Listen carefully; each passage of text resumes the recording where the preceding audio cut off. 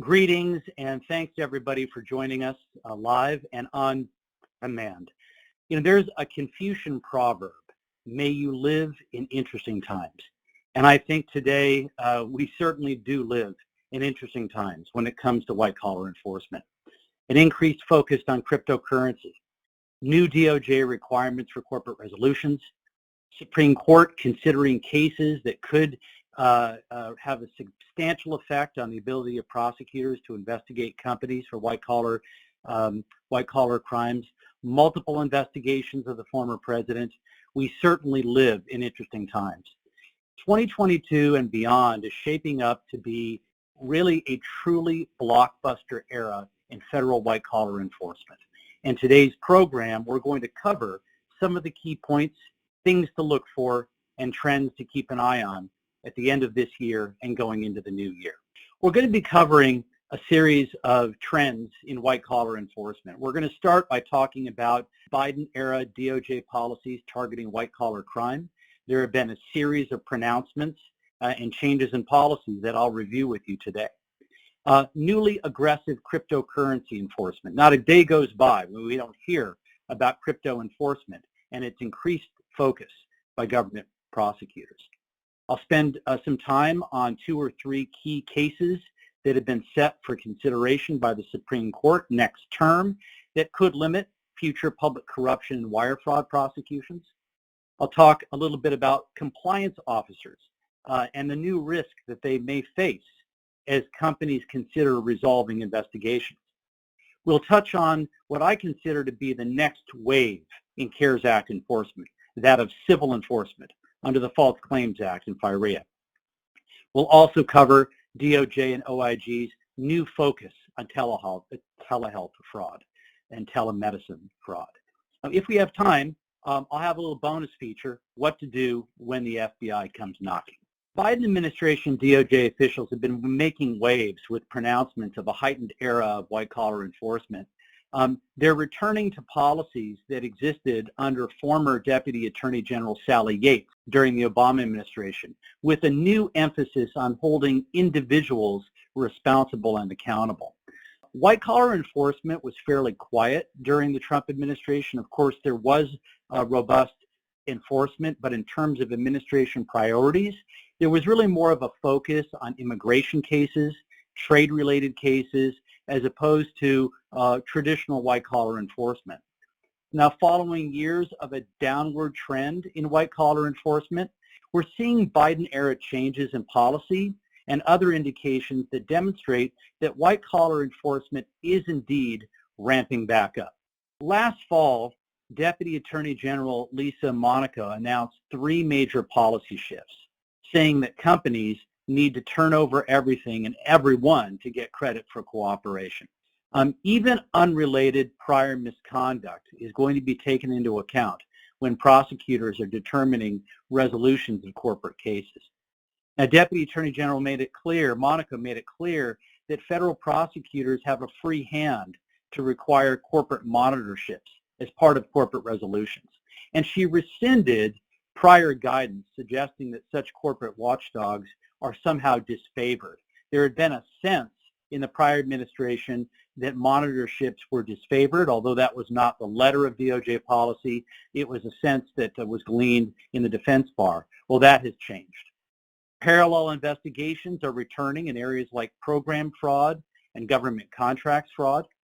These investigations are where the DOJ's civil division has taken a leading role. As Elizabeth mentioned in her introduction, I started my career at DOJ in the civil division before moving to the criminal division of the U.S. Attorney's Office.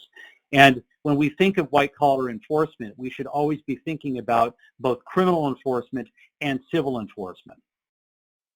Monaco made waves when she said that prosecutors will consider the full criminal, civil, and regulatory record of any company when deciding what resolution is appropriate for a corporation in a criminal investigation. She claimed in her remarks at that time that 10 to 20% of companies that had resolved a case with the DOJ had previously entered into prior resolutions with DOJ. Again, Monacos Speech initially kicked off these changes in October of 2021. She announced a return to a corporate cooperation policy, but was much more framed around the Obama era emphasis on individual accountability. She emphasized that prosecutors have wider discretion to review all prior misconduct of companies. Also, in the area of cooperation credit, there had been some previous narrowing or limiting of the cooperation obligations of companies during the Trump administration, limiting it to individuals that were substantially involved in misconduct. Well, that changed, and now in order to get credit for cooperation, it's contingent on companies identifying all individuals suspected to have been involved in misconduct. There's also a new emphasis on reviewing existing non-prosecution agreements and deferred prosecution agreements.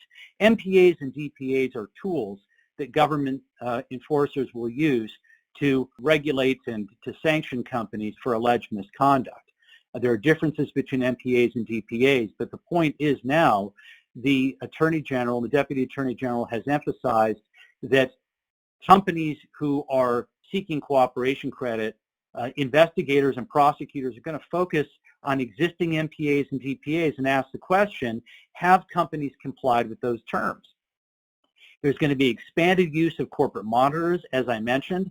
She also announced the formation of the DOJ Corporate Crime Advisory Group, and that advisory group began meeting after she made these pronouncements late last year, and in a few minutes I'll cover the fruits of that advisory group meeting.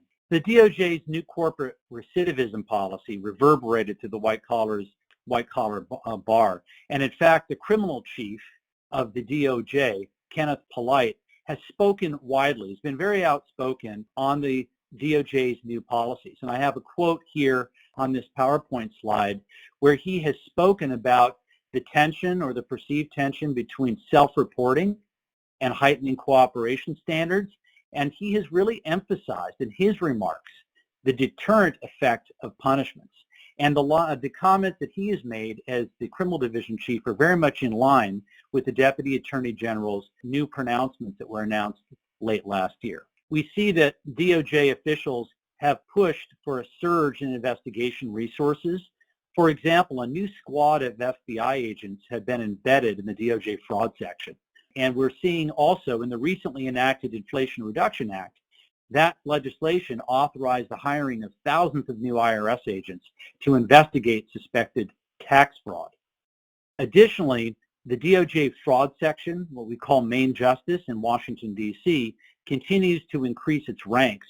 A February 2021 review boasted of an almost 50% increase in convictions and nearly double as many trial wins compared with a pandemic-impacted 2020. Now, obviously, during the pandemic, it was a bit anomalous, so we have to take those stats with a little bit of a grain of salt. But again, you can see on the screen here additional comments from the chief of the criminal division talking about the importance of companies being proactive through their compliance program. And that seems to be a lot of the messaging that we're seeing from DOJ. And again, another quote from the division chief about the value of individual prosecution. Again, we've seen the Biden administration pick up where the Obama administration left off by emphasizing the importance of individual accountability. So if you're representing a company in an investigation, it creates the need for the company to consider whether it's going to provide information about individuals that were involved potentially in the underlying offense that's being examined. And the criminal division chief has said that there's no greater deterrent than the exposure of an individual to jail time. So you can certainly see where DOJ is coming from. Now, how else can we determine where priorities and resources are going to be directed in the coming years? In July of this year, the Attorney General announced a new DOJ strategic plan. And this strategic plan establishes 5 essential strategic goals for the next 5 years. And goal 4.2, which is really the goal that is most important for us in considering white-collar trends, is to combat corruption, financial crime, and fraud. And when you read this strategic plan, and I encourage you to do so, it lays out 3 principal strategies when it comes to white-collar crime. The first is to deter and prosecute corporate crime. The second is to combat public corruption. And the third is to combat corporate corruption and advance international anti-corruption efforts. And this goes in the area of international bribery and foreign corrupt practices enforcement.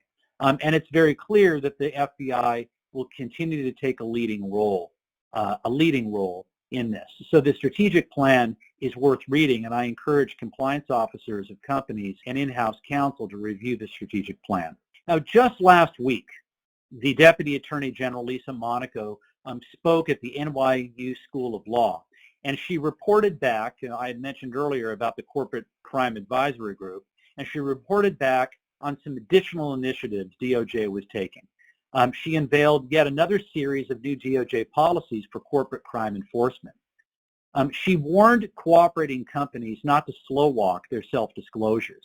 She actually emphasized in her written remarks and in a subsequent memo that prosecutors are going to be urged to speed things up and expand self-reporting programs across DOJ. She described what she called a carrot and stick approach for companies under investigation. We've seen this nomenclature, this wording before, but now it has been memorialized in DOJ guidance, the carrot and stick approach.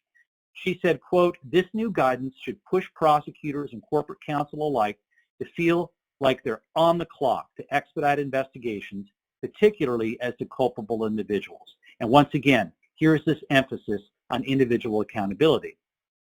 Now, companies are already required to hand over any non-privileged information about individuals involved in wrongdoing in order to receive cooperation credit. But she also suggested during her remarks that DOJ will look favorably on companies that also claw back compensation from criminally culpable employees. And we can expect that DOJ will be publishing a new policy around clawback compensation by year's end. And I would note that the SEC is also pursuing a similar initiative focused on corporate compensation. She said in her remarks, quote, "Compensation systems that clearly and effectively impose financial penalties for misconduct can deter risky behavior and foster a culture of compliance." Going forward, the initiatives that she announced last week, going forward, every part of DOJ that prosecutes corporate crime has to have its own individualized program to incentivize self-disclosure. Self-disclosure, that is, on the part of companies that are under investigation. The Deputy Attorney General, she said that all such programs have to adhere to certain common principles and that absent aggravating factors, guilty pleas will be off the table when a corporation self-reports, cooperates, and remediates wrongdoing. Now, of course, she didn't make any promises in that regard, but what she did was emphasize that when companies do self-report and cooperate and remediates wrongdoing, those are strong factors that may militate in favor of a company not being prosecuted. If a company can show that it implemented an effective compliance program before a resolution gets inked, monitorships may also not be necessary. She also made it very clear DOJ's position on monitorships. In her speech last fall, she made clear that monitorships will no longer be disfavored. Prosecutors have free rein to require a monitor in corporate resolutions when they see fit. But in her remarks last week, she said that prosecutors will have the responsibility with ensuring monitors stay on tap and on budget. And we can expect that there's going to be forthcoming guidance that will instruct prosecutors on how to gauge the need for a monitor, how to select a monitor, and the ongoing supervision of monitorships. Now, as part of her presentation at NYU, the DAG announced the publication of a new DOJ guidance memorandum, and it's called Further Revisions on Corporate Criminal Enforcement Policies Following Discussions with the Corporate Crime Advisory Group. Now, I've distributed this memorandum in your information packets. It's also available on DOJ's website.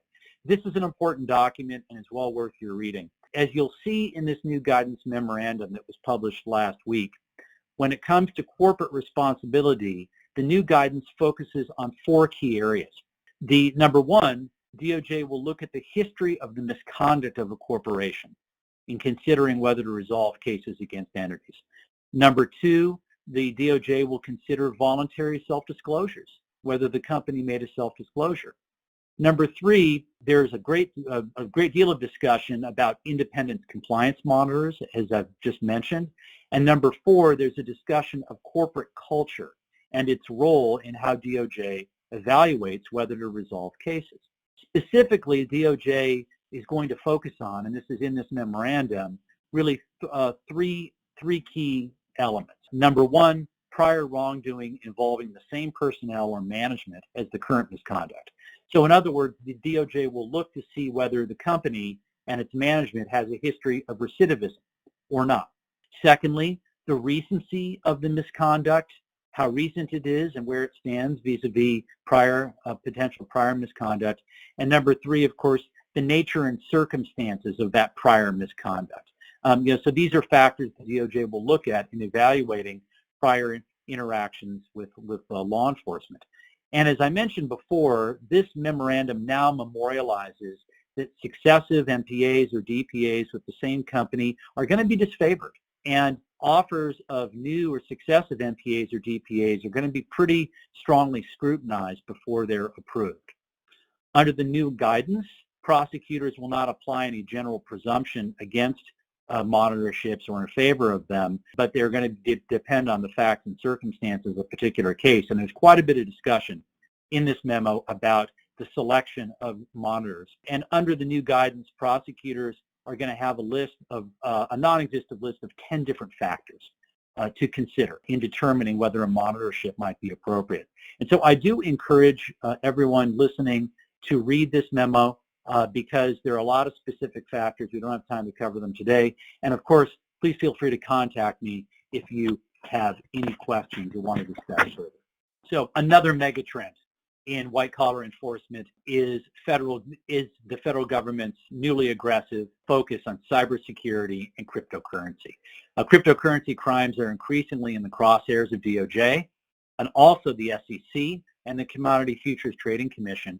We're seeing enforcement actions targeting complex schemes very much on the rise.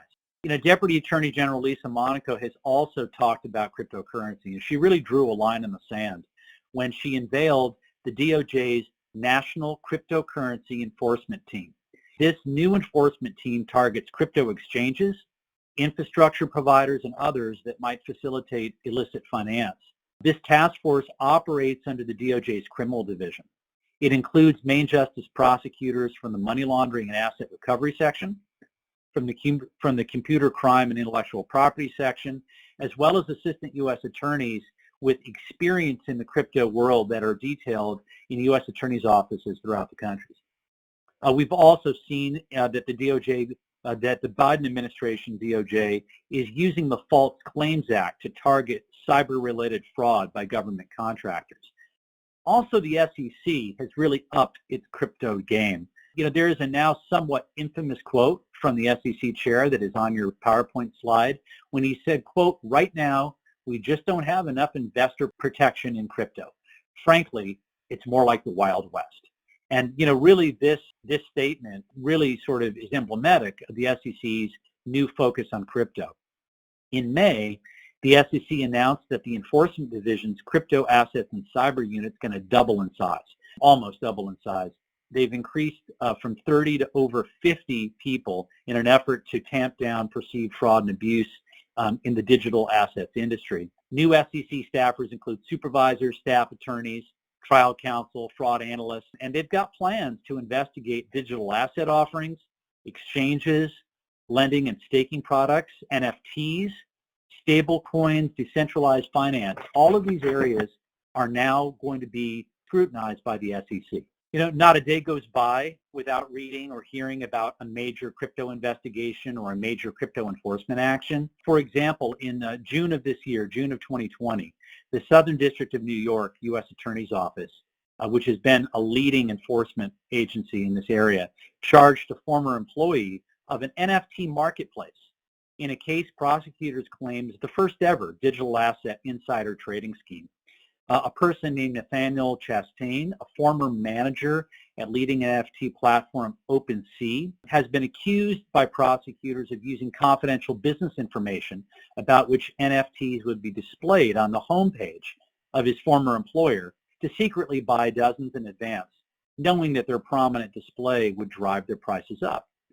Now, notably, in this case, the defense has moved to dismiss the wire fraud charge. The defense is arguing, among other things, that because the government called the case insider trading, the government also must allege that the fraud involved trading in securities or commodities, which the case does not.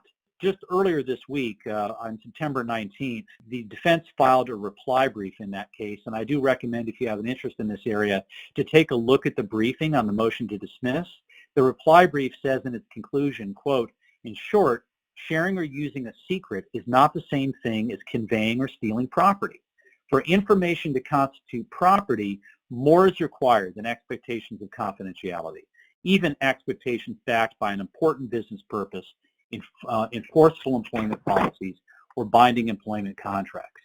The reply brief goes on to say, by ignoring this fundamental distinction and instead offering a parade of legal tests that eviscerate it, the government has confirmed the basic deficiency at the heart of its case.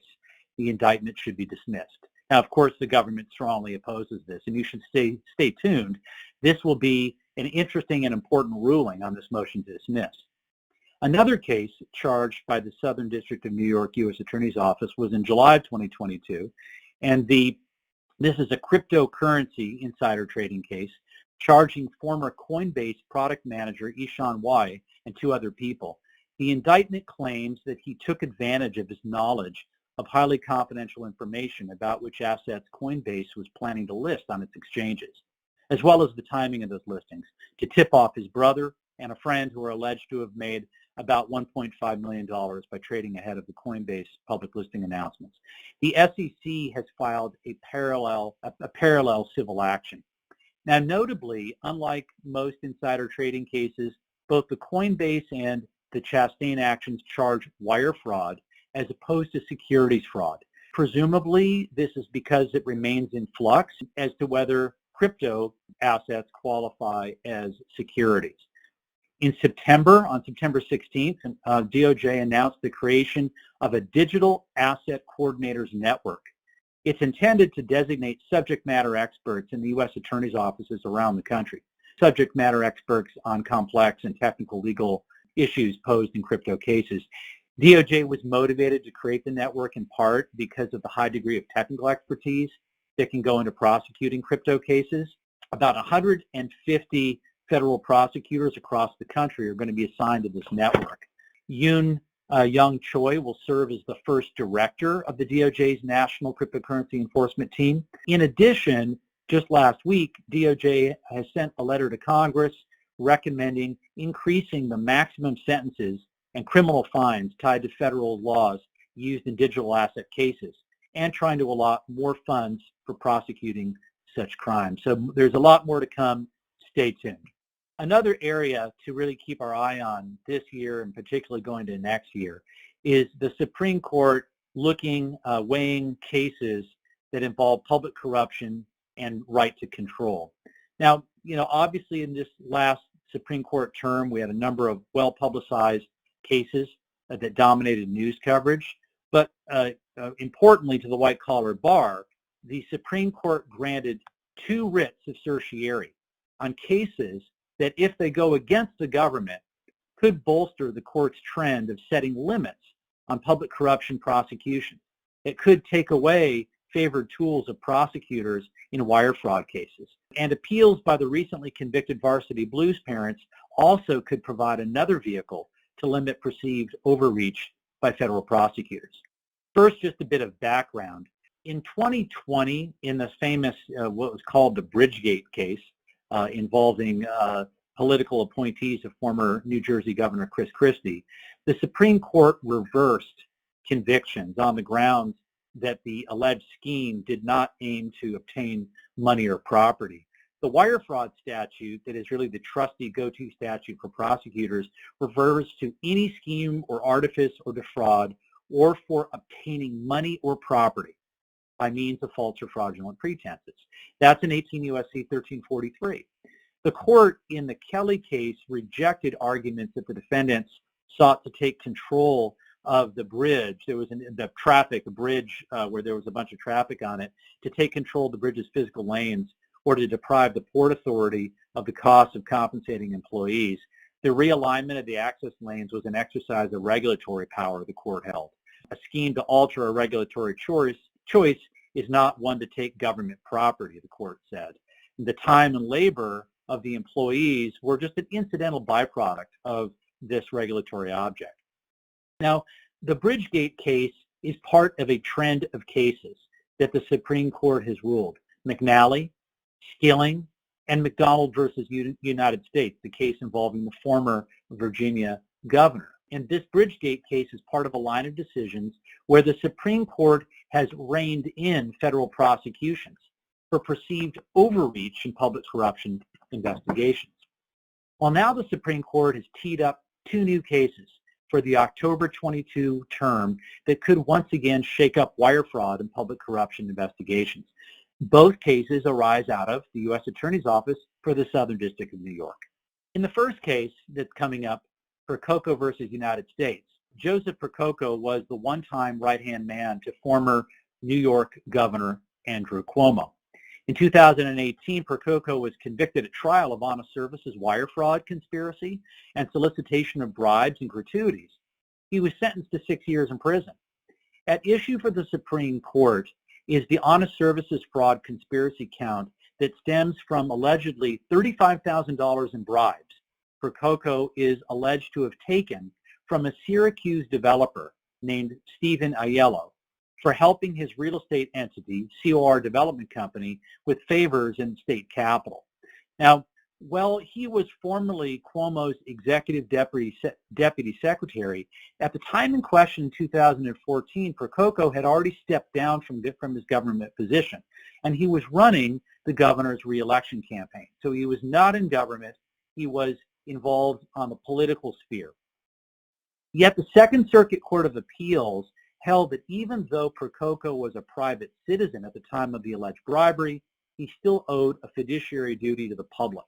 And that's because the Second Circuit found he maintained a position of power and trust in New York due to his continuing close relationship with the then governor and the likelihood that he would return to the government after the campaign was over. Now, critics in the defense bar contend that this theory of honest services wire fraud is seriously problematic. Prosecutors contend that even though Percoco temporarily stepped aside from his government job, he still wielded state power. He still functioned as a de facto public official. According to the government, the Second Circuit properly construed a requirement that a person has to have a formal employment relationship with the government in order to owe a duty of honest services to the public. But Percoco's attorneys argue that the Second Circuit got it wrong, that the Second Circuit wrongly sort of breathed new life into a precedent in a case called U.S. versus Margiotta, a case that was overruled by the court in McNally, which found in that particular case that a Republican Party committee chairman's de facto control over the processes of government meant he owed a fiduciary duty to the public. But actually, Congress subsequently enacted the honest services statute. And the argument that Percoco's lawyers are making is that the Second Circuit wrongly adopted this framework from the Margiotta case as an interpretation of the honest services statute. So this is a case to watch. A second case to watch involves, it's a related case, Simonelli versus United States. It's a related case out of the same district, and in this case, the Supreme Court will decide whether the so-called right to control theory of wire fraud is viable. Now, this individual, Simonelli, was the principal in a Buffalo-based real estate developer, LP Simonelli. He was convicted at trial of wire fraud and wire fraud conspiracy. He was convicted along with the former State University of New York Poly Institute president and Aiello, who is the same developer that was accused of bribing Percoco, and fellow COR development principal Joseph Girardi. Now, the government in the Simonelli case contends that he and his co-defendants conspired to rig bids for state contracts offered in connection with the so-called Buffalo Billion program, so that only COR Development and LP Simonelli would qualify. Now, his lawyers, Simonelli's lawyers, argue that federal statutes aren't an all-purpose protection of sort of ethereal, ill-defined interests. A scheme that only deprives someone of economic information without threatening actual economic loss doesn't rise to the level of property fraud. In the appeal of the Simonelli case, the Second Circuit held that it's not required that the victim of the scheme in fact suffered harm. The government argues that the district court got it right in instructing the jury that property includes the intangible interests such as the right to control the use of one's assets. Now the defense looks at it differently. They look to the Bridgegate case, Kelly versus U.S., citing its finding that to sustain a wire fraud conviction, the government has to show not only that the defendant engaged in deception, but that the object of the fraud was actual money or property. So stay tuned. If Percoco and Simonelli both win at the Supreme Court, it's going to be harder to prosecute public corruption cases. On the other hand, if the government and those lower courts are affirmed, prosecutors will have more latitude. The last area to keep an eye on is the Varsity Blues conviction. In Varsity Blues, of course, widely publicized cases.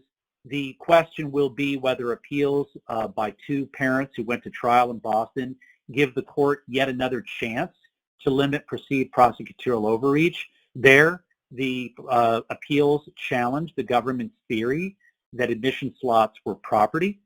And just last week, a former USC water polo coach, Jovan Vavik, was granted a new trial in the Varsity Blues college admissions cheating scandal after a federal judge in Boston ruled that some of the statements by prosecutors during the trial were misleading and potentially prejudicial. U.S. District Judge Indira Tawali ruled that while payments for the coach's son's private schooling could be considered bribes, money given to his USC's team accounts couldn't be defined that way. What the judge said, and I'm quoting, quote, "However distasteful, there is nothing inherently illegal about a private institution accepting money in exchange for a student's admission," she said. And of course, time will tell whether this issue is going to be decided by the Supreme Court. So we will see. This is another area to watch. As I mentioned earlier, compliance officers and companies' compliance programs are going to be greatly scrutinized by DOJ. DOJ has a relatively new policy requiring chief compliance officers and CEOs to certify that compliance programs have been reasonably designed to prevent future violations as part of guilty pleas, deferred prosecution agreements, and non-prosecution agreements. This certification requirement first appeared in May of this year in a $1.1 billion global resolution involving corruption and market manipulation charges against a mining company called Glencore. This new DOJ compliance certification policy is expected to be part of all corporate resolutions going forward. This certification directive has generated real concerns in the compliance space and in C-suites of major companies, because of the prospect of corporate compliance officers facing individual or corporate criminal liability for misrepresentations that might be contained in certifications that a company's compliance program is reasonably designed and effective. Now, DOJ officials have downplayed this angle. They've emphasized that this new role is just designed to help ensure that compliance officers are fully looped in on relevant compliance information. The DOJ argues that this is intended to empower effective compliance programs, but it's clear that this has created concerns because of the level of internal diligence required in making these certifications. Now, notably, on September 12th of this year, the DOJ hired a person named Matt Galvin. Mr.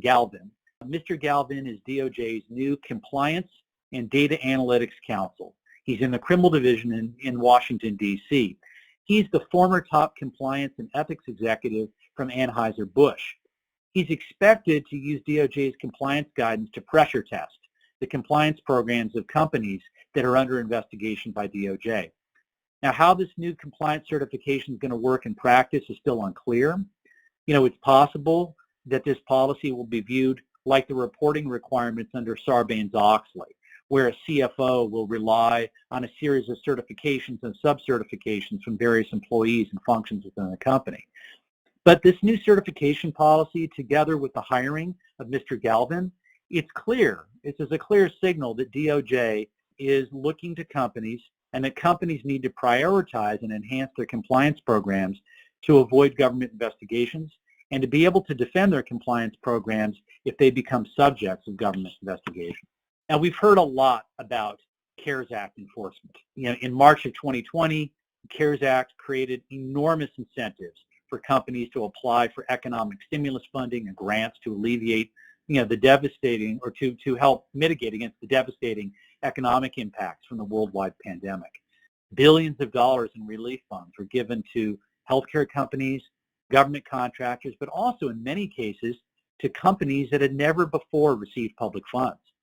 It's now clear in retrospect that fraud, waste, and abuse is rampant in CARES Act programs.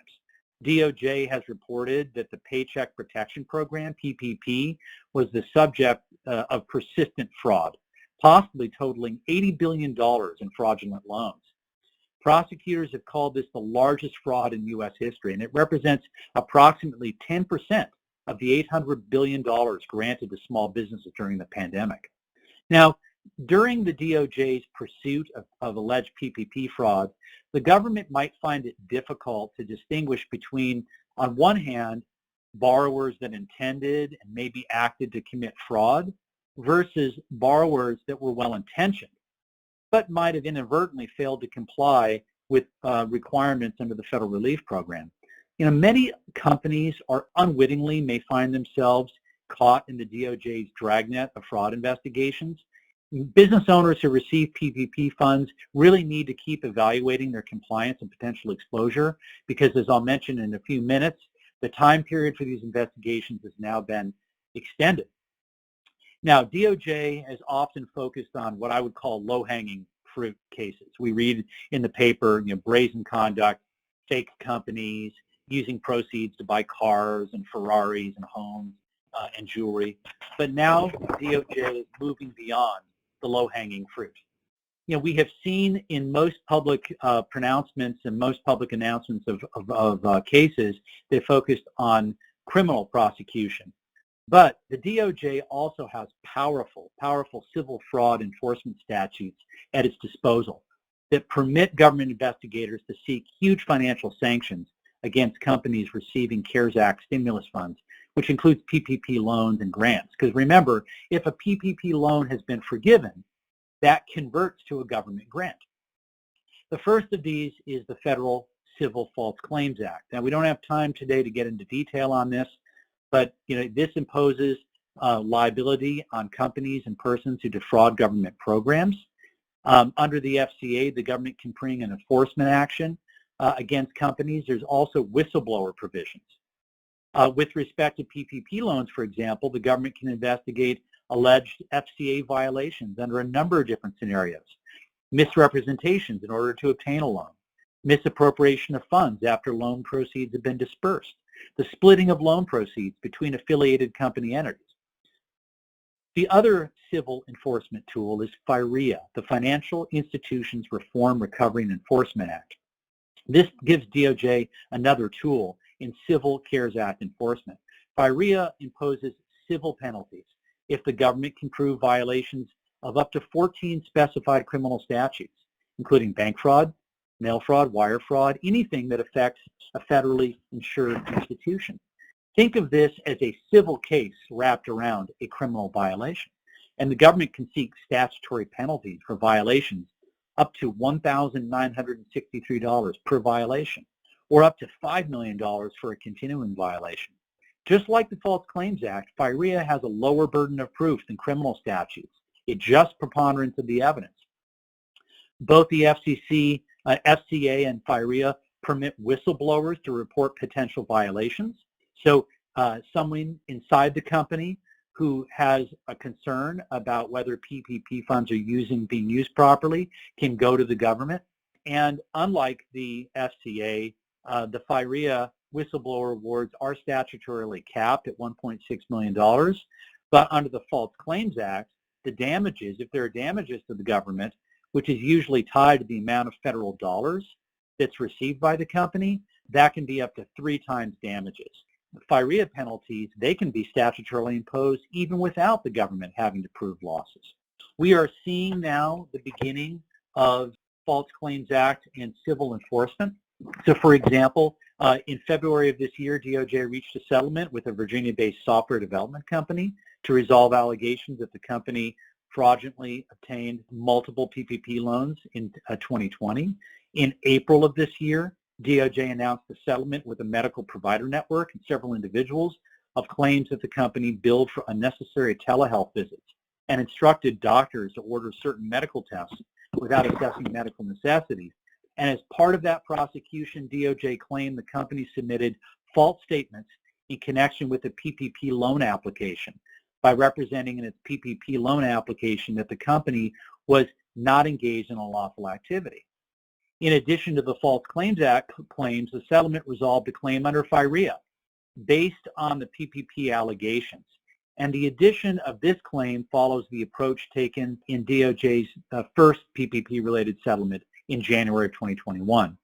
In September of this year, a few weeks ago, September 12th, DOJ announced its first ever settlement with a PPP lender. And remember, under the PPP program, lenders were supposed to be given a certain amount of immunity if they followed the procedures in qualifying loans. In this particular case, announced on September 12th, the lender, Prosperity Bank, agreed to pay the government $18,673 to resolve allegations that it improperly processed the PPP loan on behalf of an eligible applicant. Now remember, most cases to date involve the PPP applicant, the company receiving the funds. This is the first time now the government has gone after the PPP lender. In May of 2020, during the height of the pandemic, Prosperity Bank processed and approved a $213,000 loan for a company called Woodlands Pain Institute. And according to the DOJ press release, at the time Prosperity Bank processed Woodlands Pain application, the lender allegedly knew that the company's owner was facing criminal charges stemming from his practice of prescribing opioid medicine. And so although this is a small dollar amount in terms of the actual settlement on the FCA side, the DOJ settlement with the lender is important because it could be the tip of the iceberg for False Claims Act enforcement actions against lenders going forward. The healthcare industry is going to continue to be the subject of additional FCA cases as the DOJ focuses on combating healthcare and COVID-19 related fraud. And early indicators suggest that civil enforcement is starting to become a priority. The pandemic also heightened scrutiny of fintech companies. Fintech grew rapidly during 2020 as digital finance improved access to COVID-19 relief programs. Many fintech lenders facilitated PPP loan applications alongside traditional banks and community lenders. And some have suggested that fintech's digital platforms, this has been suggested by some, may have been less vigorous in vetting loan applications. At least this is the view of some commentators, and that DOJ may begin focusing on fintech's role in PPP alleged fraud. Importantly, just last month, President Biden signed into law legislation that extends the statute of limitations to 10 years. Now, previously, under the CARES Act rules, companies were required to maintain records for 6 years. Now, the statute of limitations for certain COVID-related pandemic programs has been extended to 10 years. Law enforcement agencies now have more time to investigate and prosecute suspected COVID-19 fraud. So companies have to be prepared for ongoing government audits and investigations. We've got to create strong compliance programs now. On September 14th, DOJ announced the establishment of 3 DOJ strike force teams. These strike force teams are created to enhance DOJ's efforts to combat and prevent COVID-19 related fraud. The strike force teams are going to operate out of 3 districts initially: the U.S. Attorney's offices in the Southern District of Florida, the District of Maryland, and a joint effort here in California between the Central and Eastern Districts of California. The strike force teams are comprised of prosecutors and agents from the Department of Labor, Small Business Administration, Homeland Security, U.S. Secret Service, the IRS, the Postal Inspection Service, and of course, the FBI. The strike forces are going to report to Associate Deputy Attorney General Kevin Chambers, who serves as the DOJ's Director for COVID-19 Fraud Enforcement. And just this Tuesday earlier this week, DOJ unveiled what it called the largest pandemic fraud prosecution to date, charging 47 defendants with allegedly conspiring to gain $250 million by defrauding a federal program that provides free meals to children. The 47 defendants were charged in 6 indictments and 3 criminal informations with conspiracy, wire fraud, money laundering, and bribery. Now, we don't have time to get into the case now, but it involved a program called the Federal Child Nutrition Program. And the focus of the investigation was a company called Feeding Our Future, which is a nonprofit, which is alleged to have participated in a wide-ranging fraud scheme. Prosecutors allege that Feeding Our Future went from receiving about $3.4 million in federal money in 2019 to about $200 million in 2021. And they allege that the co-conspirators spent the money they received on luxury vehicles, travel, real estate in Ohio and Kentucky, and overseas. What's the bottom line here? Bottom line, this new strike force, together with extended statutes of limitations, means that companies are going to be living with the specter of vigorous CARES Act investigation for years to come. Our last important module on current trends is the new focus on telehealth fraud. During the pandemic, healthcare providers greatly expanded their use of telehealth to provide medically necessary care to their patients. Prosecutors, however, and investigators have also focused on telehealth, and this has led to greater scrutiny. So, for example, on July 20th, DOJ announced criminal charges against 36 defendants in 13 federal districts across the U.S. for more than $1.2 billion in alleged fraudulent telemedicine, cardiovascular, and cancer genetic testing, and durable medical equipment schemes. And DOJ focused on alleged kickbacks and bribes by laboratory owners. That same day, though, the Office of Inspector General for Health and Human Services issued a special fraud alert. This special fraud alert, which is available on the OIG website, is an important resource for anybody operating in this space.